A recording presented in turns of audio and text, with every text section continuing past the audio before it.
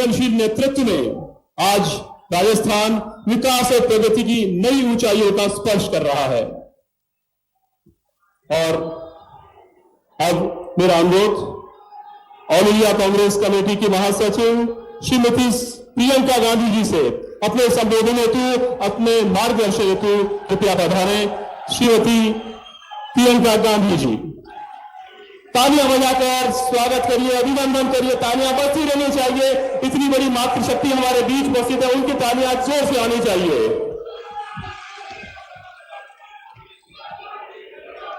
श्री अशोक गहलोत जी, श्री सचिन पायलट जी,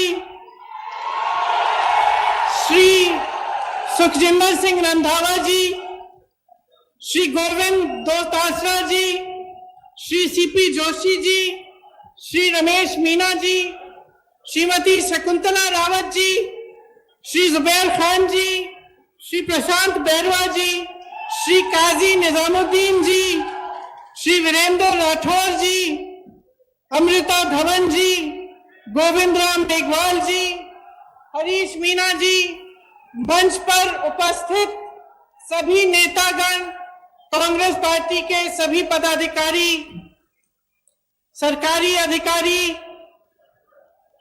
और मेरे भाइयों और बहनों, आपको इस सभा में स्वागत करते हुए मुझे बहुत खुशी हो रही है।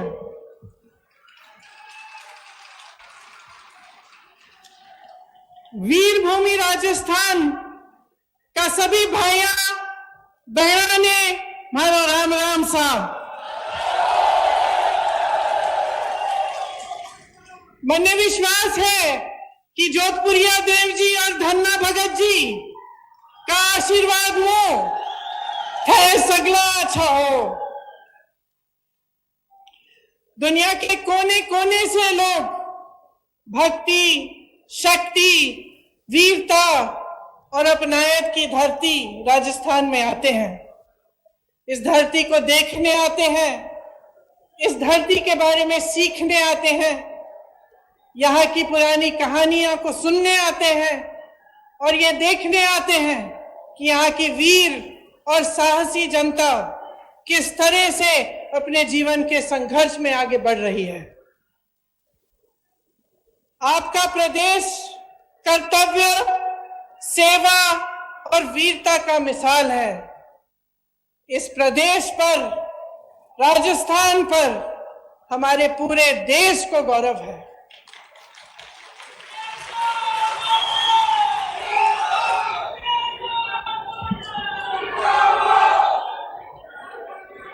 आप बहुत तालियां बजा रहे थे, एक बार मेरे साथ कहिए, जोधपुरिया देव जी की जय, धन्ना भगत जी की जय, अन्नपूर्णा गणेश जी की जय, डिग्गी कल्याण जी की जय।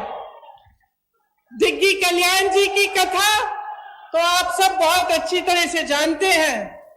ये आपकी परंपरा का हिस्सा है। आपको याद होगा कि उन्हें प्रसन्न करने के लिए राजा को बहुत तपस्या करनी पड़ी, तभी जाकर वो प्रसन्न हुए। उसी तरह से जो हमारा देश एक लोकतंत्र कहलाया जाता है, लोकतंत्र में जनता ही भगवान होता है, धोती है, जनता जनार्दन है। जनता की सेवा, उसका सत्य, उसका सच्चा अर्थ क्या होता है कि जनता सबसे सर्वोपरि है, परि है, सबसे ऊंची जनता होती है। यही हमारी देश की राजनीतिक परंपरा रही है।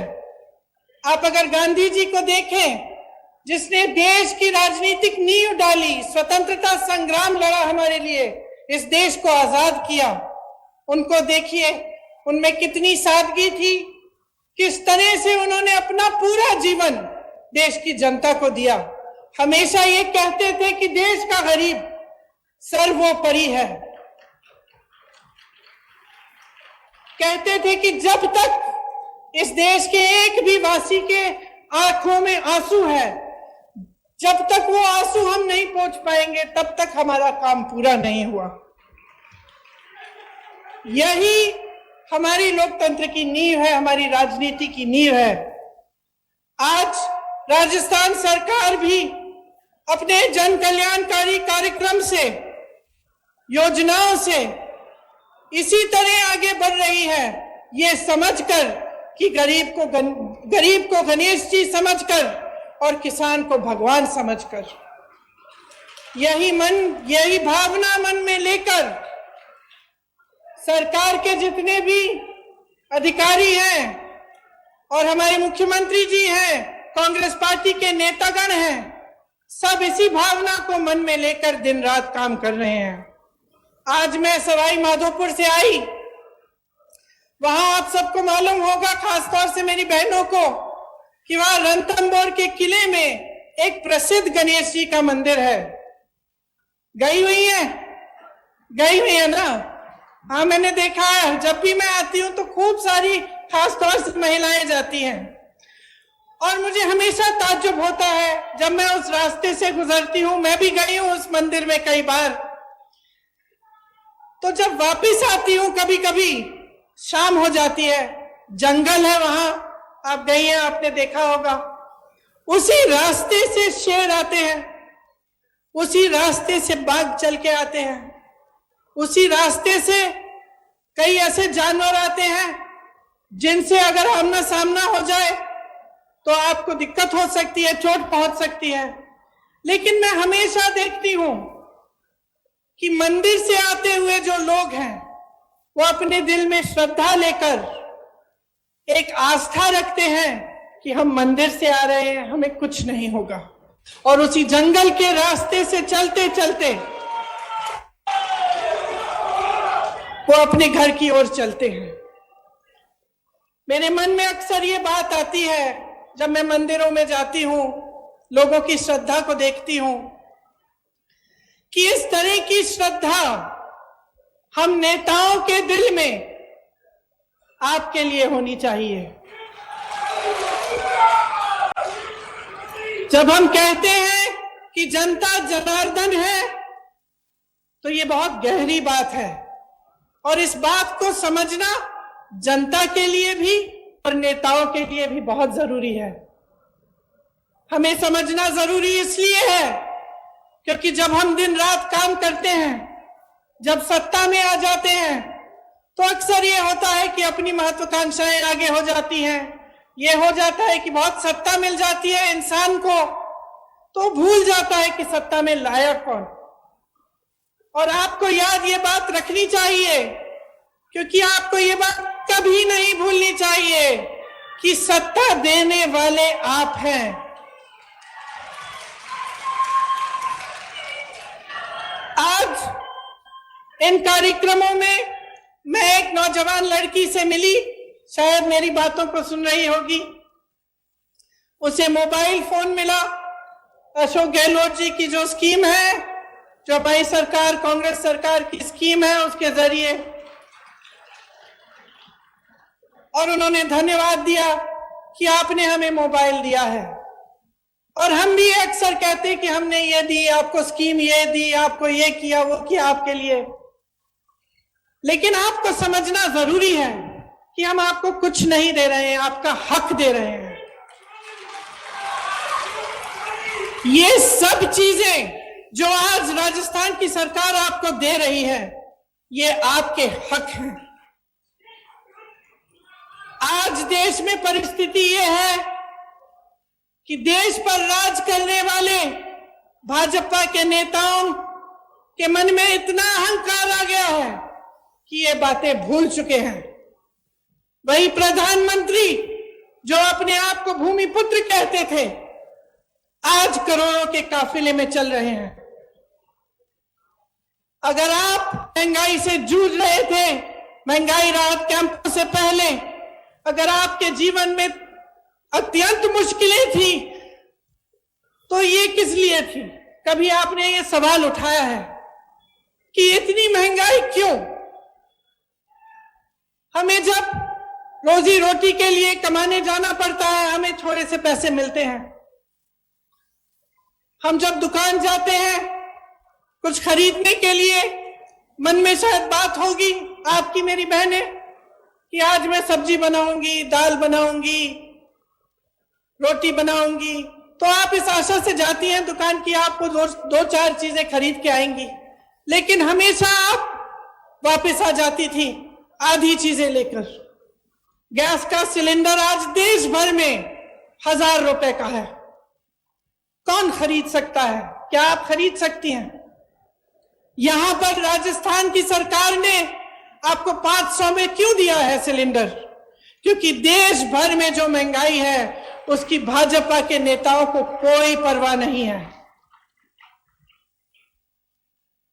जब घर पर कोई बीमार पड़ जाता है, अस्पताल ले जाना पड़ता है, इलाज कराना पड़ता है, तो एक तो बीमारी का टेंशन होता है कि किस तरह से इलाज होगा, दूसरा हम कितने पैसे लगेंगे, तीसरा कि हम कमाएंगे कैसे इनका इलाज कराने के लिए। इसी तरह से कोई घर में एक कमरा बनाना हो, डर लगता है कि कितने का होगा, हमारे पास इतने पैसे हैं कि हम खर्च कर सकते हैं, बारिशें आ रही हैं, पानी चू रहा है ऊपर छत से, छत की मरम्मत करने के लिए आप 10 बार सोचते हैं कि करना चाहिए कि नहीं, हमारे पास शायद पैसे नहीं होंगे। ये नौबत क्यों आई है आज इस देश में कि प्रदेश की सरकारों को महंगाई राहत कैंप लगवाने पड़ रहे हैं, जब पूरे विश्व में तेल की बड़ी बड़ी कंपनियां खूब मुनाफा कमा रहे हैं और यहां भारत में भी, तो आपके लिए तेल इतना महंगा क्यों? आपने ये सवाल उठाया है, आपको ये सवाल उठाने पड़ेंगे कि ये सब जो आपको दिख रहा है इसमें असलियत क्या है। आपने देखा होगा हिमाचल प्रदेश में खूब बारिश आई, बारिश की वजह से टीवी पे आपने देखा होगा इतने सारे लोगों के घर गिर गए, खूब भारी नुकसान हुआ, जनता ने झेला ये नुकसान। हमारी सरकार ने प्रयास किया कि उनकी मदद हो, लेकिन प्रधानमंत्री जी के मित्र बड़े उद्योगपति अडानी जी ने क्या किया? जो सेब को उगाते हैं, जो सेब की पेटियां हैं, उनको बेचने के लिए जब किसान गए तो उन्होंने दाम घटा दिए, खरीदने का दाम घटा दिया। जिनको अपने घर बनाने पड़े क्योंकि इतनी बर्बादी हुई, घर पे घर गिर गए, जिनको अपना घर बनाना था, सीमेंट खरीदने गए, अडानी जी ने सीमेंट का दाम ऊपर कर दिया है, बढ़ा दिया है। और इनके पीछे कौन है? इनके पीछे हमारे प्रधानमंत्री हैं, जिन्होंने इस देश की पूरी संपत्ति अपने उद्योगपति मित्रों को दे दी। अब इस देश की संपत्ति किसकी संपत्ति थी? आप ही की संपत्ति थी। ये मेरी बहनें जो बैठी हुई हैं, इनकी संपत्ति थी। आज अगर पुरानी पेंशन के लिए सरकारी कर्मचारी रो रहा है तो क्यों रो रहा है? क्या उसका हक नहीं था कि 20-25 साल नौकरी करने के बाद उसे पेंशन मिलता, उसे सुरक्षा मिलती अपनी जीवन की, अपने परिवार के लिए? क्यों छीना गया ये? और जब इसको देने का समय आता है तो ये केंद्र की सरकार क्यों कहती है कि हमारे पास पैसे नहीं है? क्योंकि इनके जो बड़े बड़े उद्योगपति मित्र हैं, उनके हजारों करोड़ों के जो लोन हैं वो ये माफ कर रहे हैं, उनसे कुछ नहीं लेते, और यहां आपका पेंशन छीना जा रहा है। आपके